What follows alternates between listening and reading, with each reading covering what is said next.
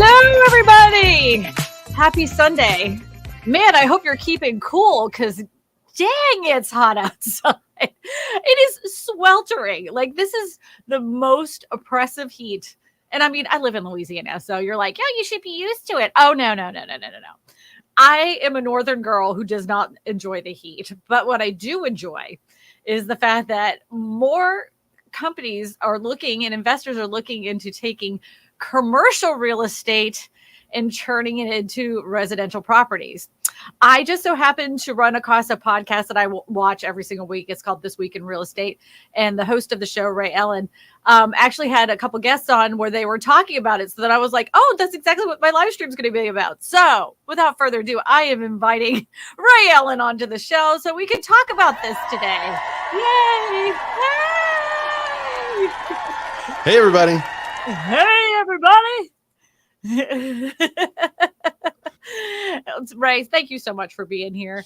Yeah, thanks for inviting me. Yeah, so is it hot in Arkansas? It's so bad. Last week was actually, I think, worse because we got the El Nino bit coming through. I don't know if that's still here or not, but we got a little rain and it kind of cooled off for a couple of days. But I think it's going to get bad again before we know it. It's the humidity that's the killer. It's not the heat. It's the humidity. I know. And like this whole thing, this is one of those things that people are talking about, the wet bulb measurement. Do you know what I'm talking about?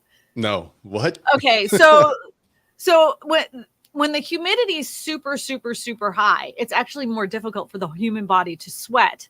And in order to get that correct measurement to know that, if people should be outside, they do the wet bulb measurement. This has been around forever. This is like, they literally put, even soldiers, they'll put them outside and they'll say, here, take this machine out there. And it has a little cotton thing on the end. And then they measure how much humidity is in the air. So they know how long people can actually be in the sun outside in this temperature without falling over dead. So it's really important for like government agencies to know this too. So anyways, yeah. No, I had no idea this was a thing. So this is a how real they determine the heat index or if we should go outside actually. Correct. Like when they say, you shouldn't be out of the sun more than an hour and a half, it's because of this wet bulb measurement. Bulb. Yeah, the wet bulb measurement. Yep. It has to do with the humidity in the air. It's a real thing. And so I just know that when I leave my house and go outside, my glasses fog. That's how hot it is. Oh, I know. Or maybe that's how cold my home is. Well, it's probably a little bit of both. Probably a little bit of both. Yeah. What do you keep your air at? Because you know what the government. When I want to be comfortable, it's 67. Okay, so do you know that the government's, like, they say for, in this type of heat, this is what they want you to do to help conserve energy. During the day, they want you to keep your house at 78 degrees. Now, this isn't new. This has been around forever because I remember when I had little kids and I'm like, what is the recommendation to keep your house in the summertime? And I looked it up. It was 78 degrees. 78 degrees. Be sweating everywhere. The worst part about it, is that at nighttime, when you go to bed, they want you to keep your air conditioning on. Guess what temperature? I mean, if it's 78 in the day, surely it's like what, 72 at night? That's like normal, right? They want it higher. They want it 82 degrees at night. I'm like, you are out of your minds. I think in some places like Arizona, in which it gets actually cold at night and it's 120 degrees during the day, I could see something like that being a little bit more appropriate because they would cool off so much in the evening. But it was 90 something degrees here the other night. Yeah, they're not even cooling off in the evenings in Arizona. They're not. They're staying in the high 90s at nighttime. Could you imagine? No. You're out of your minds. Whoever came up with that recommendation needs to be. That's what the government recommends. Yeah. Well, luckily, none of us would ever be so stupid to connect our thermostat to the internet so that it could possibly be monitored by the cable companies at which we all subscribe so that they could automatically change that for you. Surely we wouldn't be so dumb. You see what it says right here? Energy Star recommends bumping it up to 85 degrees when you're out and not in the house and 82 while you're sleeping. See, I didn't make this up. I didn't make it up. So bad. That's not going to work for me.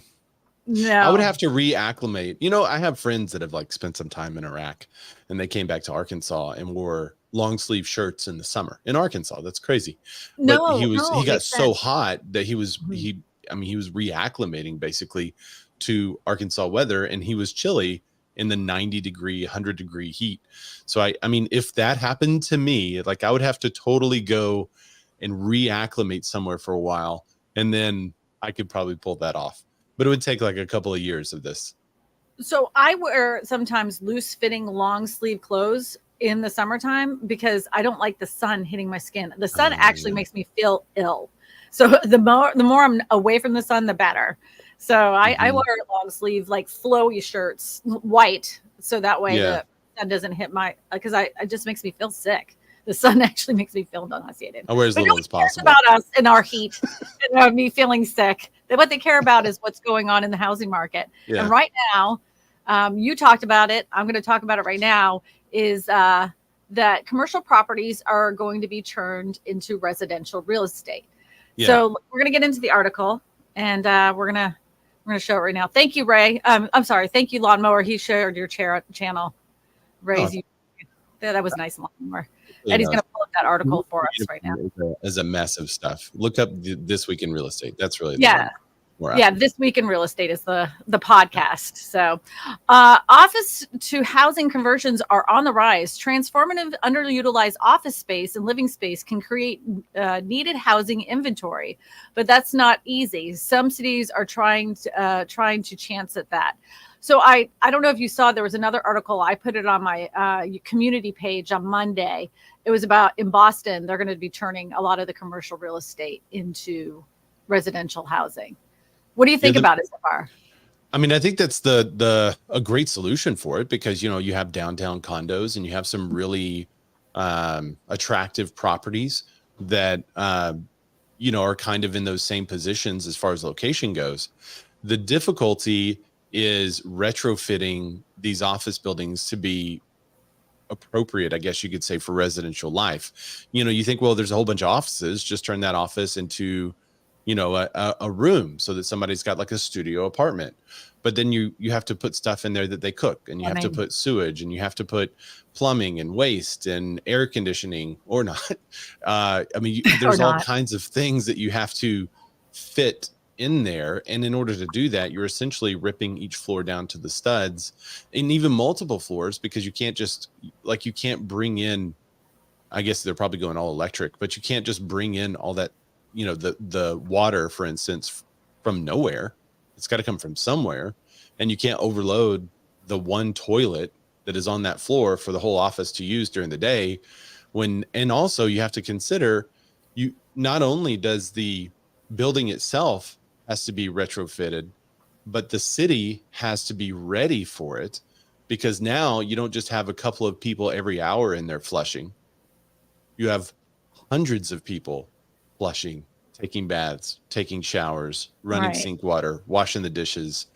And this creates a huge issue for overloading the pipes that are under that office building. So there's a ton of consideration. So I think it's going to be a very small percentage. I don't know if you know Jack Atteridge, but he mentioned that he saw a study that said about 30% of these office buildings are ready for this type of retrofit, and the others would have to be so significant that it's almost not worth it.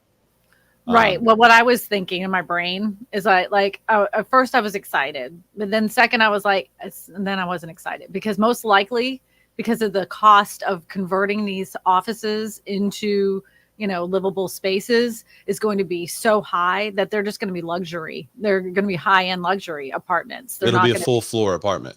Right. Or something or similar to that, that absolutely nothing to relieve the housing issue. 100. That's what I'm thinking. It doesn't help anybody. It won't help anybody. That's what my feeling is. I could be wrong about that. But the thing is that it does help the businesses that are around that area. So, I mean, there's so many areas that are suffering business wise because people aren't going back to the office. And so all these spaces are empty. And so the restaurants aren't as busy, and the grocery, all those little areas that were booming because people were working in town are starting to suffer because nobody's coming back to the office like they used to. So it could help that. But if you're only going to put 3 people on one floor or 3 apartments on one floor, that isn't really going to help anything either. Yeah. So I don't know. This could all backfire. A good friend of mine, Ken Amar, is he's a real estate agent in Washington. Mm-hmm. And he also owns coffee shops, and they basically bought and took over a coffee shop right at the beginning of the Saw that. Yeah. Mm-hmm. And one of the things he mentioned, which I thought was interesting, because I was thinking like, well, hey, isn't this going to help you whenever we, have more residents in the area? He was like, well, actually, over the last couple of years, more and more people have been coming back. And so they haven't, he thought, well, having a coffee shop near all these office buildings, I'm going to get all the people from the office to come in. But now that so many people are working from home, he's had people go into town just to spend some time at the coffee shop and to take a look around downtown. So he is getting a lot of business from just being downtown, even though it's not necessarily from the office buildings being full.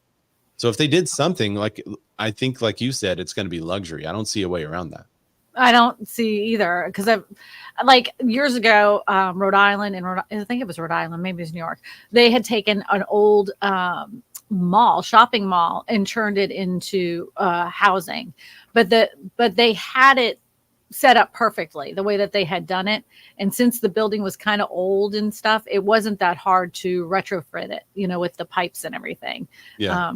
It was much easier for them to do it. But it was only a 2-story building, so that isn't that difficult. I don't think malls are as difficult to retrofit as like a building like this, like a high rise. We actually have a mall here. I think it's called the Main Street Mall, which has been relatively untouched since the late 80s and 90s. And there's a couple of companies that are in there. And this week on the 28th, they're holding a mall party. And it's like this huge dance party that is 80s and 90s themed, because like you could go to the little food court and it has the neon. It's got everything that's like original 80s and 90s in there.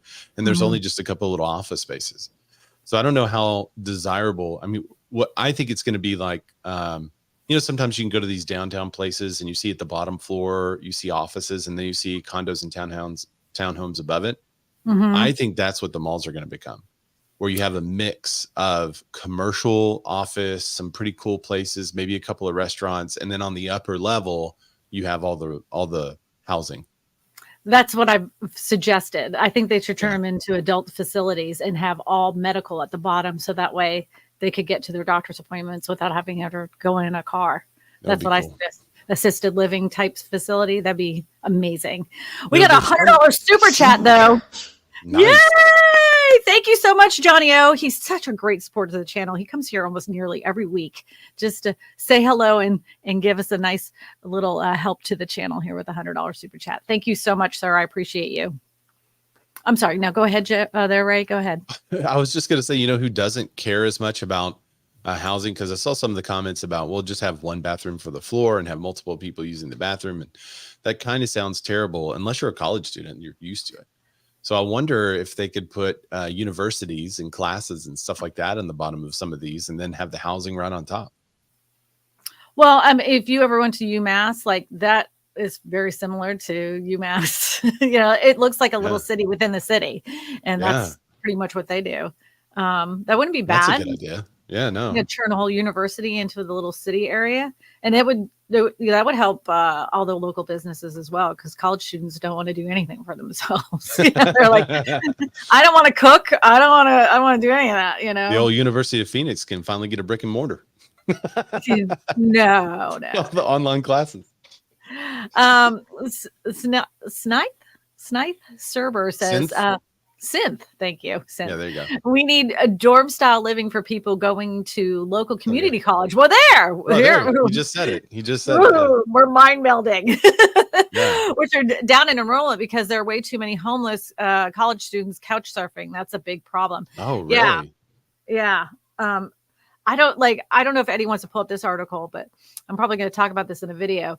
But because of the cost of housing getting so crazy, 2 things. One, some cities don't like the fact that people are renting from other people's houses, so they have abolished roommates. You can't have roommates. Oh yeah, sublet. You can't have a roommate in your house, and I'm like, who's going to enforce that? Like how do you know who's living in where, and who's, like, I'm sure there's always some person in the, in the neighborhood. They're like, they don't rent from there, they're blah, blah. But to me, as soon as it goes before like people's court, that's where they figure out, I was renting this room to this person. Like, oh, you're not supposed to be doing that. Yeah.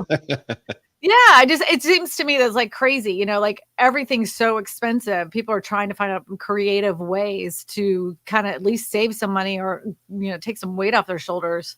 And all they need is a roommate renting out a room for a couple $100 a month. And that helps the person renting and it helps the person that owns the home. I think that's a stupid rule.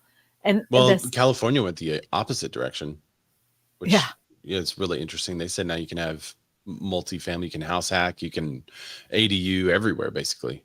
Yeah, you could tear down your house and make it into a triplex. Yeah. They allowed that. That's wild. Yeah. Although before we get to Peggy's question, one more thing that I saw, Eddie actually shared this article with me. It was about parents saying, well, look, I know home prices aren't going to go anywhere because there is no supply of houses. My kids would have been able to afford this house if the interest rates weren't so incredibly high. We're going to go ahead and buy this house cash for them. Once the interest rates go back down, then they can finance the house. Have you seen this? Yes, a little bit, but the big thing right now with elevated rates, there's a lot of real estate agents, and you've probably already addressed this on your channel before, but a lot of real estate agents are out there saying like, marry the house, date the rate. And that only works if the rate actually does go down. And so I was talking with one of my clients about this, and he was like, well, what are you really supposed to do? Because we would refinance if the rates went down. I said, well, don't buy something you can't afford now. Because if you buy something at this 6.5-7% range and rates don't go down, he said, we got a bad deal. I was like, no, you bought at the most recent low rate and you're in a new house. So if you're buying right now, you can't buy thinking they're definitely going to go down. And it's the same if you're a parent. It's the same if you're an investor. You can't know for a fact the rates are going to go down. We know the Fed's going to raise rates 2 more times through the end of the year. We don't know exactly what's going to happen with the economy. We don't know if there's going to be a war. There's just so many unknowns in the future. You have to plan as if nothing's going to change and get a fixed rate. And then if something changes, great. We can all melt from the heat. We can all melt from the heat. Oh, go back to Peggy's question there, Eddie, and then we'll because it was put up on the screen. I didn't get to answer her question. So Peggy says, can you explain what a prefab is? I got a difference between manufacturer and modular. Thanks. So prefab is another word of they use for marketing, right? So it just sounds different and more modern-ish. Some prefab homes, that means that the walls have been put together in a factory and all the pieces you're putting together yourself with a contractor. But it doesn't necessarily mean that it will, once it's put together, it meets modular specifications. And you have to make sure that when you're buying with this prefab house, that it will meet or your regulations in your area, your building codes in your area, or at least go above those regulations and codes in your area. I found for myself that when I'm researching these things, most of the time with the prefab companies, they do not meet local building codes. They do not even meet modular building codes. They do not meet manufactured building codes. It's just a shell of a house, and you have to do a lot of work to get it to that building code level. So that's what prefab means. Yep. Roger Wakefield's in the house. I don't know if you know who Roger Wakefield is. That's the expert plumber right there. Yep. That is the expert plumber right there. He's out of Dallas, Texas. I love the stash. He's all over the place, man. Like he's at real estate conferences. He is a social media phenom. He knows it all, man. You want to get into a deep conversation about analytics and stuff like that? Go to talk to Roger. Oh, really? Yeah. Wow. Yeah. He's the dude. He's the dude. Eddie, go back to that article that we were talking about at the top of the show here, because I kind of went on a tangent. And didn't finish the article. I bet a poor thing. He probably closed out the tab. I hope not. There it is. All right, let's scroll down a bit. Yep. Oh, look, Crow Homestead's in the chat too. Okay, in 2023 is seeing a significant jump in conversions as office vacancies remain high. The process can be costly, but smaller, older properties in the right locations are good candidates for investors. That's exactly what we said. The older ones do better. Yep. Small state and local governments are looking to ways to make a conversion process simpler and more feasible. Yeah, because there's a lot of red tape involved too because of zoning. So the pandemic changed how Americans work, create opportunities to convert underutilized office buildings into residential spaces.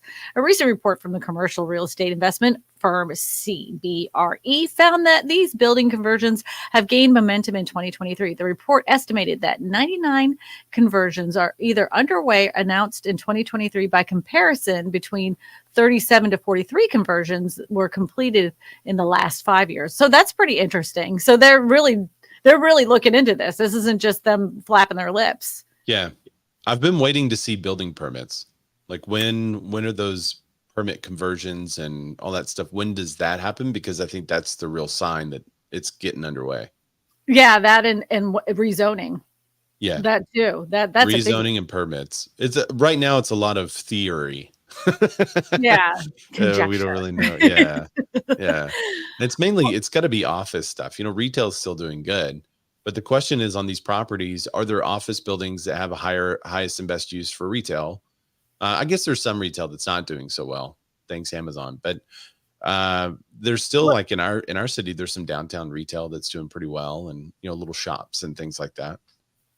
Yeah, but what would you do with these old, like, for instance, you go into some of these cities. I mean, there's some big buildings. What do you do with them if they're not offices? And we have plenty of offices around here. That's you know what you do with them? What? Government buildings. They become FBI offices. Ew. And I'm telling you, I guarantee you literally have given me heartburn instantaneously as soon as you said that. I'm not even joking. Ew. Yeah, but IRS, 87,000 new agents need a home. Oh God, you're really giving me sickness. Just saying, that's the most likely candidate for a lot of these places because the economy's not doing well. Yeah, while 2023 is expected to be a busy year for office to residential conversions, the office vacancy rates is rising even faster. The report noted that every planned conversion happens along with the ones that have already taken place since 2016 is about 2% or 91.1 million square feet. Why was that a statistic? That's a weird statistic. I'm just 91 million square feet. I guess people that are really tracking the square footage. Commercial investors know. Yeah, of office space supply will be removed from the market. So they're saying that 91 million square feet of office space will be removed from the market. While that's a significant amount of space, the office vacancy rate during the third quarter of 2022 was more than 17%, nearly a 30-year high, according to the CBRE. Many of these conversions are taking place in coastal coasts and Northeast, particularly with older office buildings, according to the report. San Diego, Boston, which I was telling you about, Manhattan, Cleveland, Philadelphia have completed most conversions in the past 7 years. Boston and San Francisco have the most new projects underway. That isn't surprising to me. Like I was telling you that it's a lot easier with those older buildings than it is for the more modern buildings. Because some of them have already been retrofitted, because some of them didn't even have indoor plumbing at one point. Some of those old buildings never had indoor plumbing, so they had that's true too.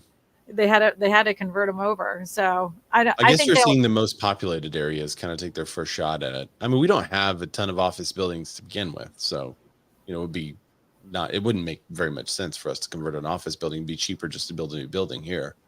But your area is much like my area. We are strip mall city. And there's lots of strip malls that are sitting there with they end up looking like trash. That's an even better question. What do you do with strip malls that empty out? Because that's not going to make good residential living. No, but what do you do with them? To me, CrossFit gyms, just empty them out. Right? But I mean, we need more, like the baby boomers are getting older. We're going to need more adult facilities for them. Why not turn those into elderly living, what do they call those things? Residential homes. not a nursing home. No, not like a full-on nursing home. Assisted living. Assisted living. Yes. Assisted living. Yeah, and then if it was a strip mall, you could have like the assisted living facility, but then you could have like in those little areas around there, you could have medical facilities, for heart, lung, all those things. Medical, turning strip centers and strip malls into medical. I could see that happening for sure. Yeah. That would happen. That makes more sense to me because I mean, I can't think of anything else you would do with them. I mean, you just hold on and wait until, 10 years when it all turns around again? I mean, like, how long is the wait? Is it ever going to turn around? I think everybody's getting more to the point. Like, I don't go shopping. I'd rather die than go shopping. Like, you also don't go into an office. I don't want to ever. I've never ever again. Never. So what those are the buildings, reasons that people go into something? But I'm just saying, most people, I think 10 years from now, I think commercial spaces are never going to be the way that they were 10 years prior. It's like that ship has sailed. It's done. Yeah. COVID put fast forward on all that stuff. We put fast forward on all that stuff because of the pandemic, and then people saw that it could be done, and they were more productive, making more money for our companies by sitting at home. So they're more willing to put their foot down and say, hey, my numbers were here. Prior to the pandemic, they were here. You keep me at home and I will do even better than this. They have more of a leg to stand on because they wouldn't.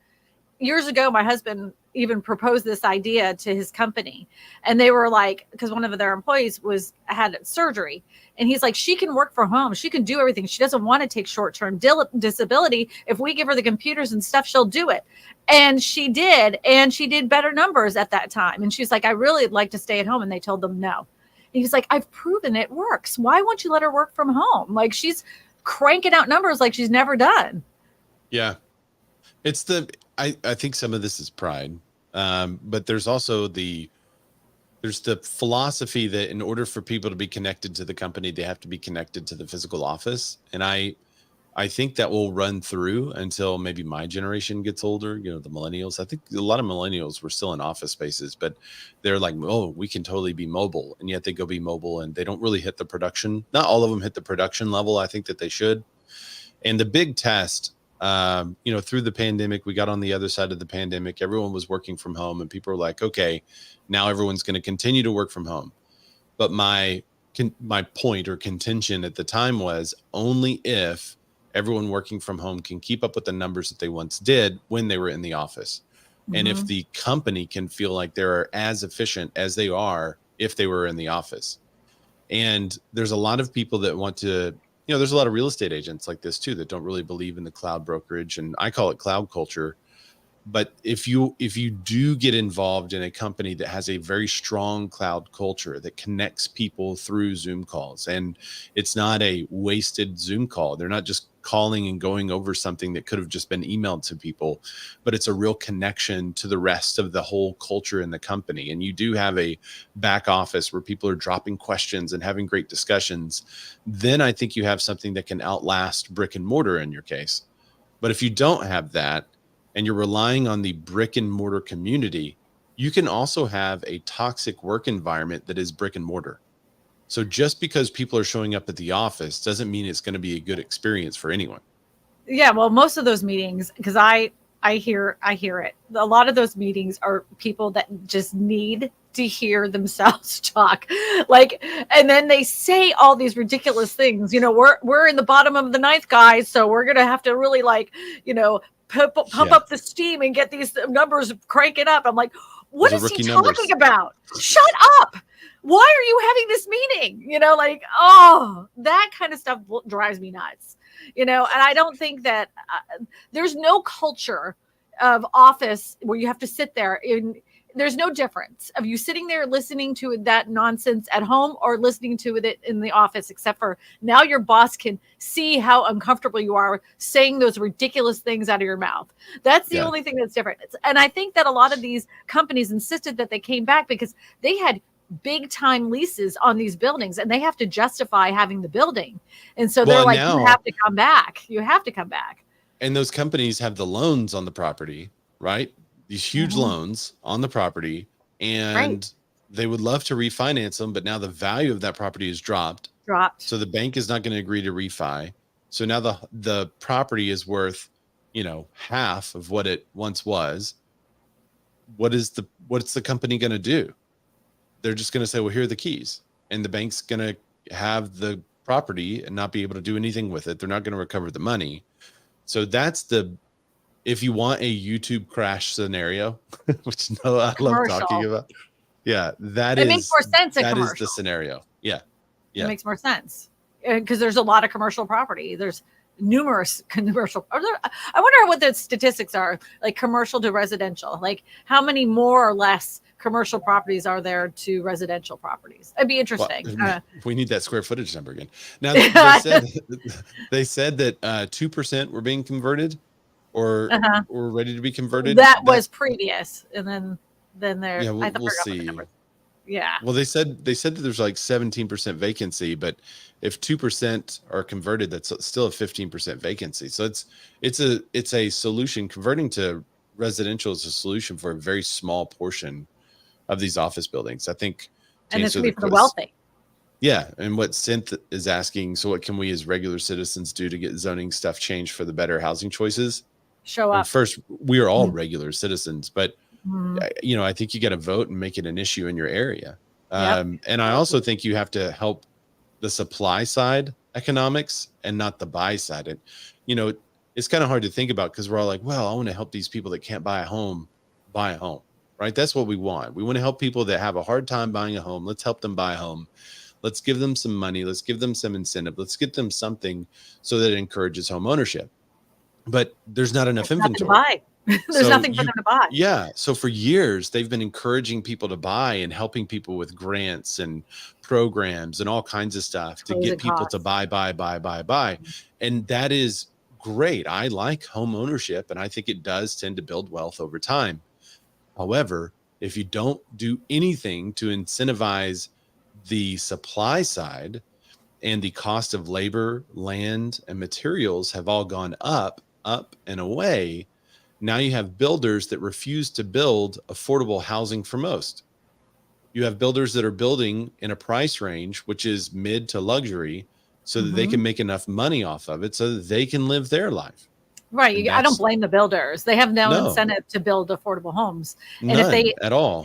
If they gave them like less red tape, they helped with the development part of it, but there's government land that they could sell back to developers for below market price easily. I mean, that's just sitting there vacant. There's tons of them, even in Boston for that matter.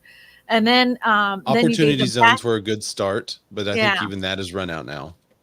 And then tax incentives for you to do it. Then like if you build X amount of affordable homes under this price range, then you get a tax incentive for your company. It should be a calculation based on the median income in the zip code. Right. Yes. See, we're solving world problems here, Ray. Why aren't they listening to us? I'm gonna call Joe. We'll see if I can get Joe on the phone if he remembers where he put it. Okay, so Synth says, question up at city council meetings where? Oh yeah, so everywhere. So here we don't have counties, we call them parishes, and I can watch our parish meetings every week. So they have planning and zoning. They have everything. It's live on YouTube. So when anything's coming up that interests me, I'm like literally zoned in listening to it. It's like listening to paint dry, but at least I know what's going on in my area.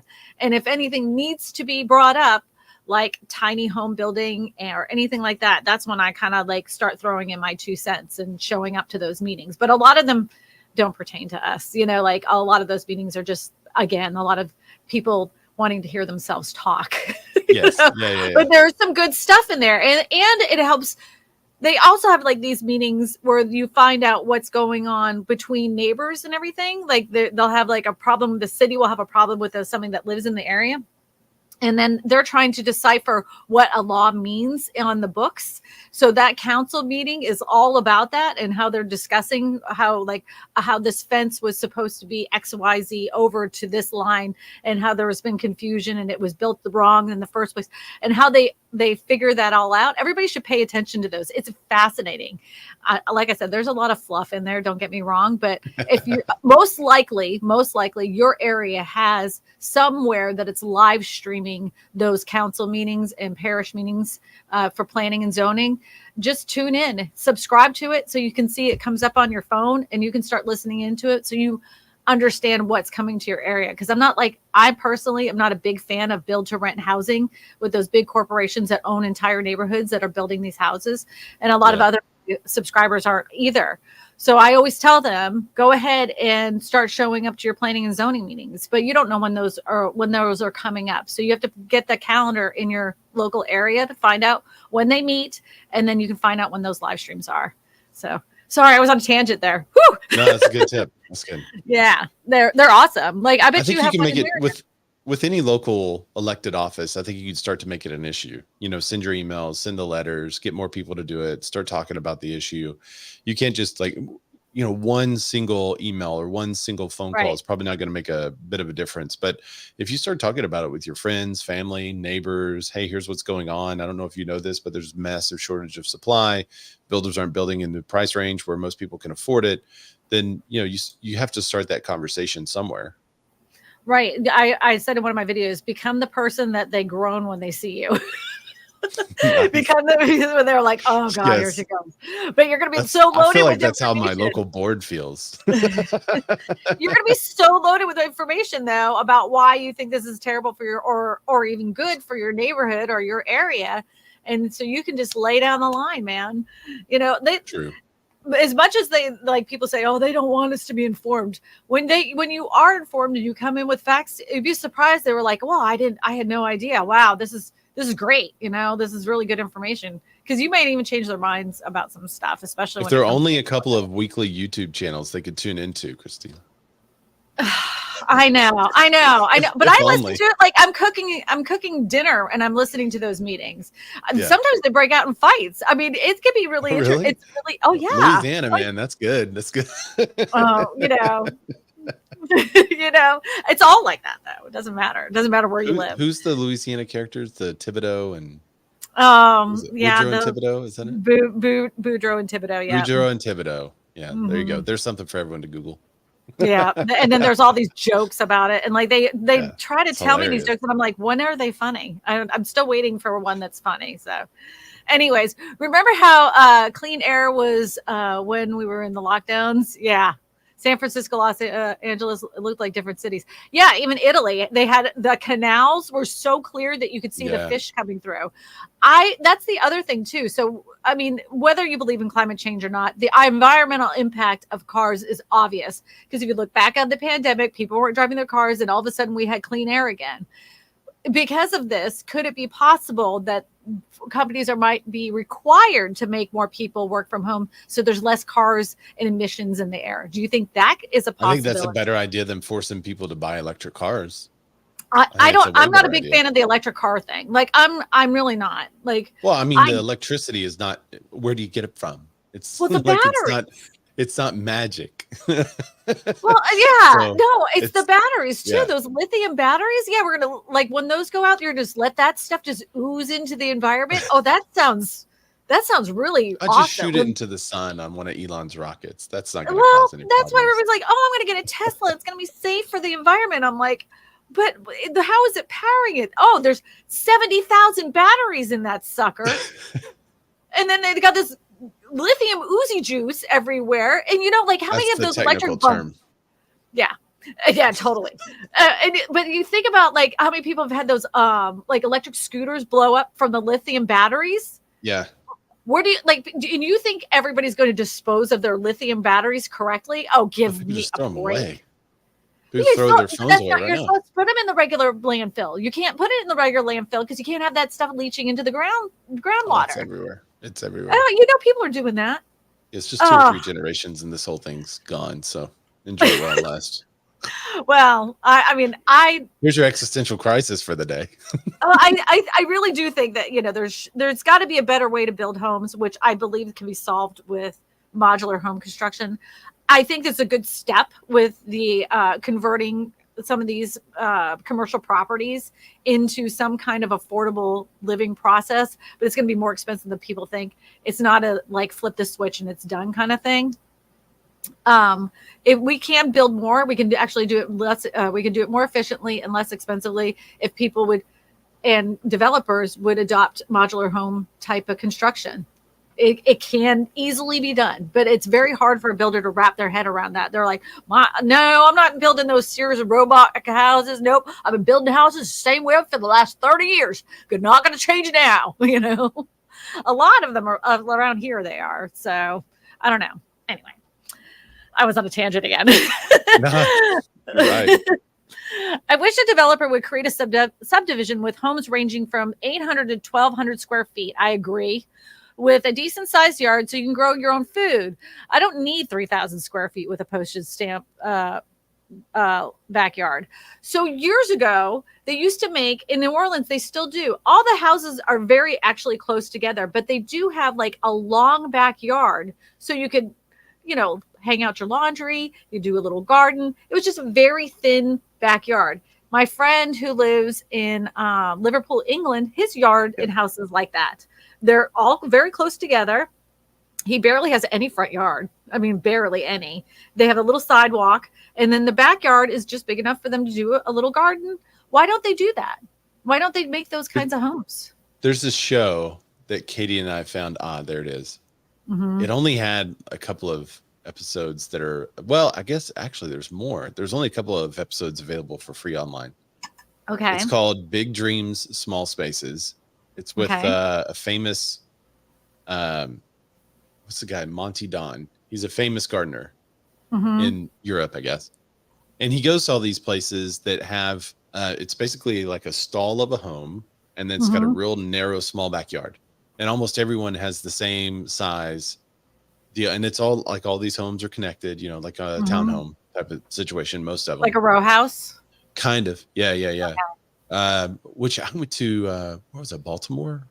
I think I was in Baltimore and experienced row houses for the first time. I had an agent show me around, which was really cool. But it's nice to think about like, hey, I wish I could find a small home so I could grow my own food. Most people don't want to grow their own food. Most people just want to be by somewhere that is sourcing food responsibly, right? Most people don't want to live in 800 square feet because they want more space. We all say 800 square. I'll do a tiny home. Katie and I started building our tiny home. I guess how long ago was this? 7 years ago. We started designing our ideal tiny home. And when we got done with it, our tiny home was like 2,500 square feet. It's like, that is not a tiny home. But when we said like, well, here are the spaces we want, here's what we want to have a living room because we'd like to entertain people. Here's the space we want because we got kids, and here's the space. And we just tried to make it as small as possible. And then we got 2,500 square feet. So I think the practicality of it is most people want more space than that. But if it was builders, just you, if it was just you and your wife and not your kid. Right? Yeah, now we're talking super tiny home. We would be very content with that on a big plot of land, though. So we would run our land, right? But if you were budget limited, and you had the opportunity to live in a neighborhood with 800 square feet to 1,200 square feet, it was just you and your wife, and that way you could get your foot in the door into the real estate space. Wouldn't you take that opportunity? Yeah. Yeah, I would too. So. Even at a 7% interest rate, because it would at least get me in the door of real estate. But there are builders that are doing it. We call them budget builders in the business. Where? Right? We have a company here that's building homes that are like 1,200 square feet, 900 to 1,400 square feet, I think is what they're building. They're small, traditional looking craftsman style homes. They sell at the bottom end of the market. They're budget homes. So what we see a lot is that you have to maintain that home or it's going to start falling apart around you. The siding's going to slip and stuff like that. Well, the problem is a lot of people in the neighborhoods don't maintain their home. And so like 5 years down the road, people buy them up as rentals. And we see that happen over and over and over. Would a restrictive HOA make it easier for those properties to stay maintained? I think theoretically that would be a good idea, but you Mm-hmm. would just have homes being emptied out and vacant. There were a lot of people that in those budget builds during the downturn that foreclosed. So I think they're kind of afraid to not allow investors, because that's probably their way out, is to keep the No, home prices up by having investors purchase for rents. right, right. No, I get that. I'm saying that the people that live there, like if they stop mowing their lawn and they stop maintaining things, so they start getting letters. Wouldn't that be Yeah. better? Right. Well, Okay. they do that, but they just okay. I mean, that the physical home has to be taken care of because it's such a budget build. Right. I gotcha. I gotcha. Yeah. Yep.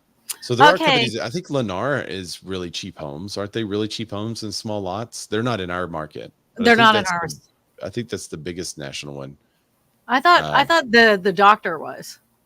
DR Dr. Horton, they're not here Yeah. yet, Okay. but they may also be. So I think there are companies that are trying to build them. They're But still expensive here. They're above median price here. Really, they're Yeah. in our market. These folks are way below, but so's the quality. And so that's the hard part to swallow, is that you're getting a house, but the quality it's pretty bad. Mm. The problem with urban gardening is the neighbors use pesticides and herbicides to get on your food, not to mention the soil contamination, older neighborhoods with lead and other contaminants. My grandma had a house in Pittsburgh, Pennsylvania, and that thing was barely holding on by, I think it was the termites were holding it up, because you went to go upstairs, and I'm not kidding. The whole thing was swaying like this. I don't know. Who knows what was in there? That's funny. Who knows? Anyways, 30s with a $20 super chat. Thank you so much. Says we need more single room occupancy quality. SRO. Single room occupancy? Yeah, they're all gone here in California, and now these folks are living in the streets in RVs. So what is? I don't know. I don't know what single room. I assume it is someone renting out a room. Their house. Yeah, renting out a room in their house. That was very common. So like my grandma again would rent out rooms in her house. Couldn't believe anybody would rent those rooms upstairs with but they did. They did. And they had a little side entrance, and she rented out those rooms so she could live downstairs, basically mortgage free, I mean, really what's going to happen. So the model of fitting more people into a smaller space is in China. They have in gigantic Japan buildings with 30 to 60,000 people.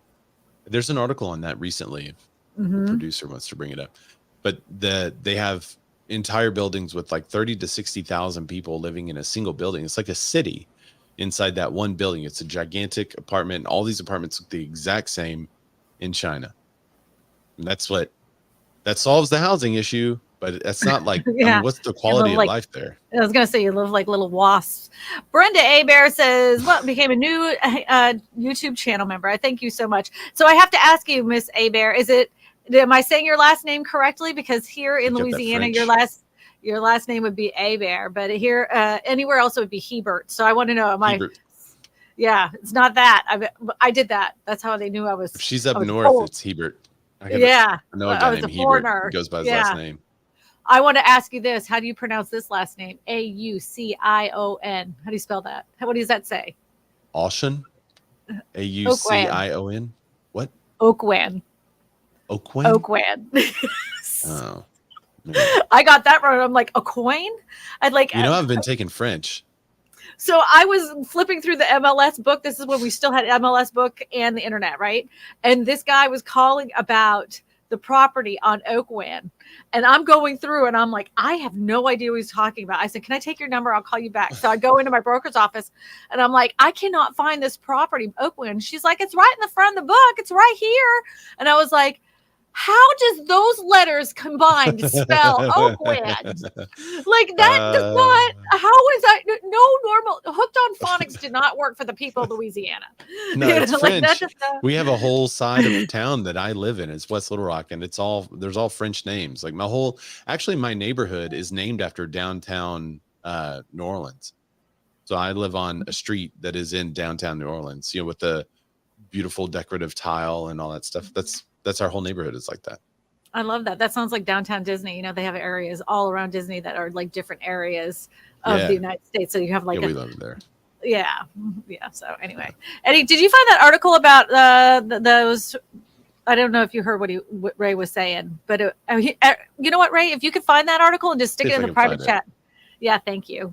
Yeah. So, I just think that when it comes to these commercial properties, I think now is the time to start thinking about it before everything goes to poop, right? So if you have an action plan in place that you can already start showing results. So if the commercial market really does totally completely fall out, to say, okay, look, we can start filling it up with these medical facilities. It's already happened in Boston, like, or it's, what I'm saying, like, I think they should start doing these things now instead of waiting and saying, well, let's just see what the market does before we do anything. I think then it's too late, and that's what Yeah. happens with a lot of areas. They wait until it's too late.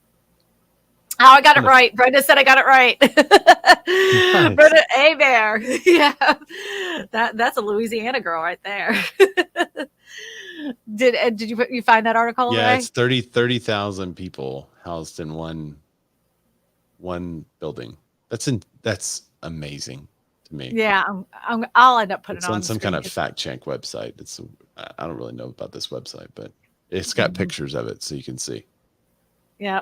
Oh, Kristina, what do you think about buying commercial offices and turning it into a virtual office for others? Well, you know what? I think this is another trend that's very possible, is that some people that are working from home don't have enough space. So they would love to work from home. They don't want to work from the office, but they would love a quiet space, not like a coffee shop. And they would rent that office out for like a couple hours, maybe. Oh, it seems to be an exaggeration. The fact check says it's only 10,000 to 20,000 residents. Oh, yeah. Okay. Well, Only 20,000. 20,000 is not. Look at the pictures down there, though. It's just insane how many people are in this thing. So there's a couple of groups here that are creating 20,000 residents. Yeah. 30,000 is bad. 20,000 is just as bad. It was on CNBC. It says a viral claim. It was actually on CNBC last time I saw it. They must have deleted the article. You can't tell me that the mainstream media does things that are completely false. Based on the investigation. Look at that. Look at that picture, though. That's I know. Quality of life right there. Packed up like sardines. Yeah. Yep. So that looks like a hotel during spring break in Panama City, where everybody's hanging their towels out the thing trying to get them to dry. Synth says 30K with visitors. Yeah, if everyone's got a friend over, there you go. So WeWork is similar to what you're talking about, which some people are talking about in the comments. The virtual workspace. Look at that comment real quick. 30,000 people, 3 toilets.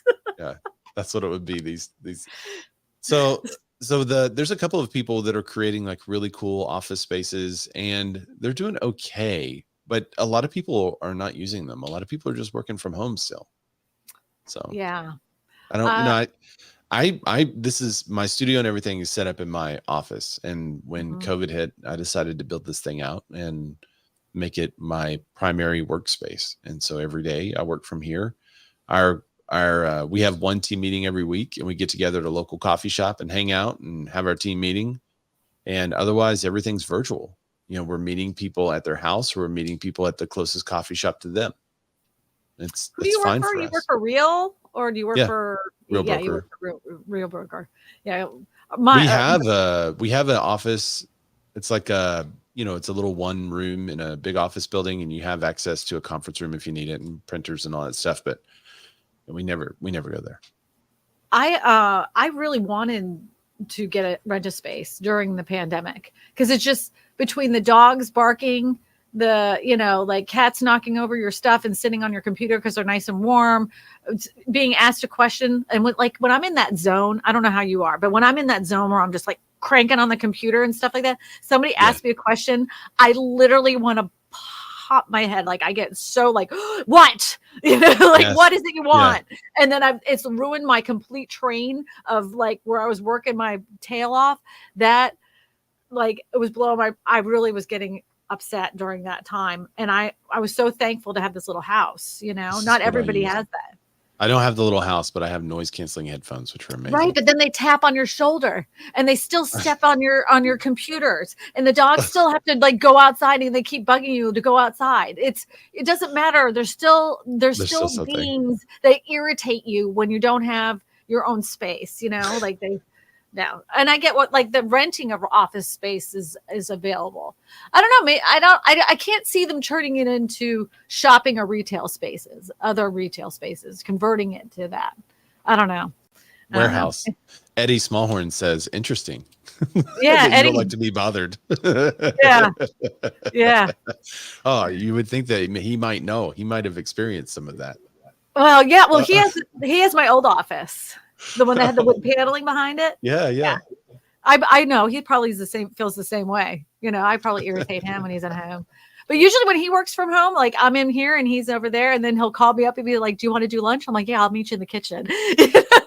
See, I just walk through that door there. I can go have lunch with everybody. Yeah, that's all I have to do is go right out the door. That's nice. How much did your backyard office cost? That's a loaded question, because I made answer the people, Kristina. well, it's because I made an arrangement with the company itself in order to get it. But retail, she got a deal. Right. The retail cost was $37,000. That's cool. Yeah, which was great. They even put a little porch on here and stuff. It was nice. I still like it. My husband used the planter box, and I told him, I'm like, "Hey, you got to cover this planter box. It's made of wood. You can't just put soil in there." He's like, "No, I poked holes at the bottom." I'm like, "It's going to rot." It rotted. He didn't listen to me. Pretty quick. Yeah. We're going to fix that. We're going to fix it. So it was around that much. I don't believe that the company that put mine in is in the business any longer. So I'm not, I know. It's hard. See the market. That's what we were talking about. Someone earlier said 800 to 1,200 square feet, but this is a different kind of thing. You had to build it yourself. It was a prefab company, so you could get all the components of it, and they shipped it to you as like a shipping container, and they brought it to your house, and you put it together. You had to hire people to put it together. It wasn't a company that built. They didn't have neighborhoods or anything like that. Yeah. It was like a kit. It was a kit house. I just think most Americans have more stuff. If you just take your stuff and try to find an 800 square foot storage unit, it probably won't fit for most Americans. So my kitchen stuff would take over, because I love to cook. Yeah. I have too much kitchen stuff. I have so much baking stuff, and I mean, that's a lot of stuff. I just don't see how practically in America I don't think that's the answer. I think people would rather have a larger space and start to move up than a smaller space and their own space. The dream for Eddie and I to retire is to have like 3 tiny homes. He has his tiny home, I have my tiny home, and then we have the main tiny home where we have like kitchen and watch TV and stuff like that. And then we can go, because I'm super messy. I'm a pig, and he's like super neat freak. So he could always have his little tiny home exactly the way he wanted to, and I could have all my piles of crap in the perfect position, exactly where I want them, without him feeling like he has to clean it up. So your piling system.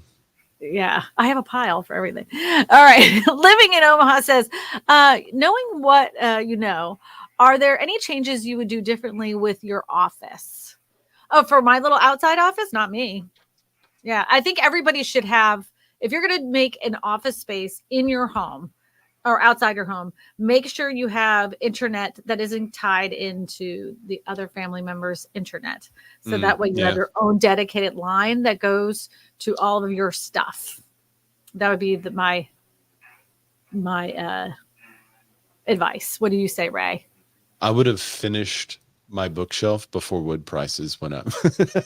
The only thing that's left in my office to do is this beautiful wood bookshelf right here. And you can see on the camera, it looks blacked out because I have like a little screen there, because it's just boxes of books right now. So that's the only part. I would have finished that because I made mine a kind of multi-use. Like, I didn't want just a home office that's only a home office. I wanted one that I could also use as a study. And so if the kids wanted to use it and come in here and sit and read, or if I wanted to come in and sit and read, or watch something else while they're watching something in the main room, we could do that.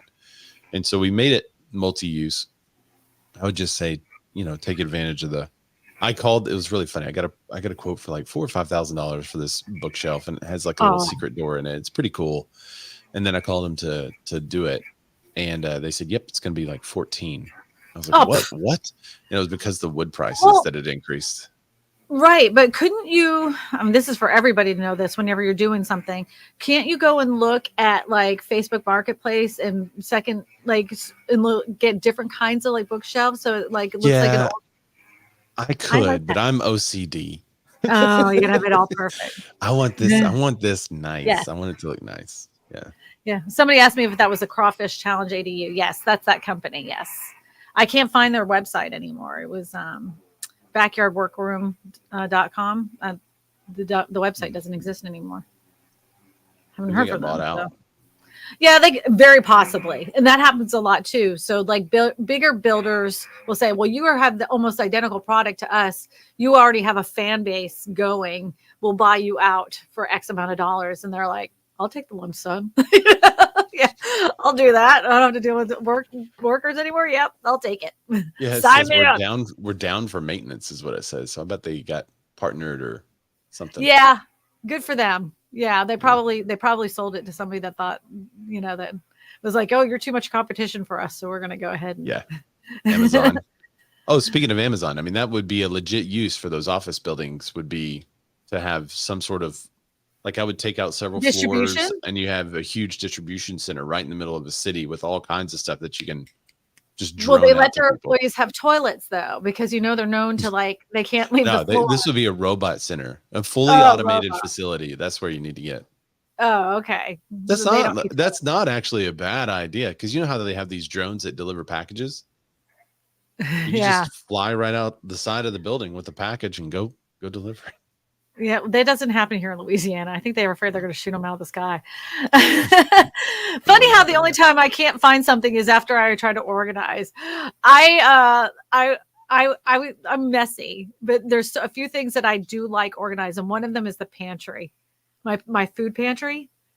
I organize it with all the little boxes, all of them labeled and everything, and nothing infuriates me more than just find my right now my pantry is making me like. That's hilarious. Yeah. Debbie Brady says, oh, let's do the poll question. So she said, converting offices to homes, 78% of the crowd says yes. Yeah. 76% said no, and 16% said they weren't sure.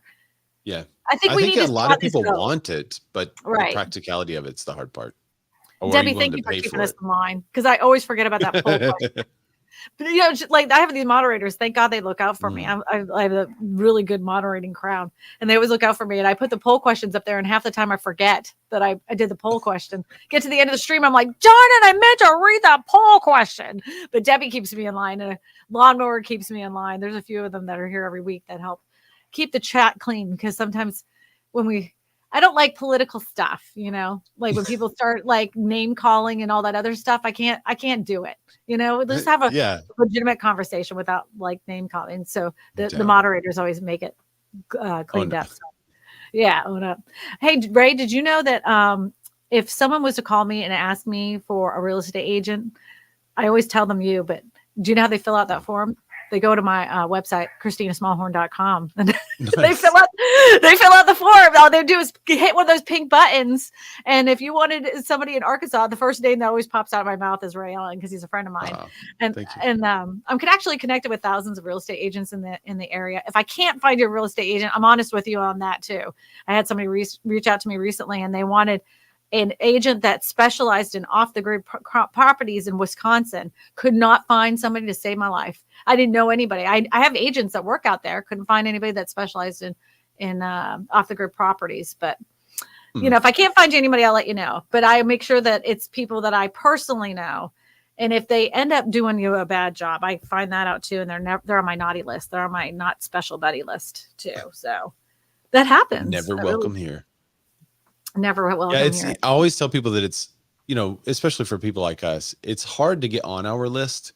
And once you're on our list, it's easy to get kicked off. Oh, yeah. Well, yeah, because you know what I'm talking about, though, because you're putting your name on that. I put my name on every person that I connect with. And I always tell the people that, like, look, if they do a bad job for you, you have to let me know, because I don't want to recommend them to anybody else, you know? And some of the people who have been very close friends of mine are not on my referral list. 100% not, because I've already been told that's it. I'm sorry. We can remain friends, but you can no longer get my referrals. You know, it happens. It happens. We'll go get a drink, but not a referral. Yes. Yeah. I will gladly take you to lunch, but you're not getting my referrals. So if you wanted to listen to this afterwards, to Ray and I just hammering it out here, you can go to my podcast, Real Estate for Everyone with Kristina Smallhorn. I am on all the podcast places. If you want to, you can even give me a 5-star review on the Apple podcasts. That would be nice. Helps me out. I really do appreciate it. And if you guys have any ideas for next week's show that you want me to touch on, let me know.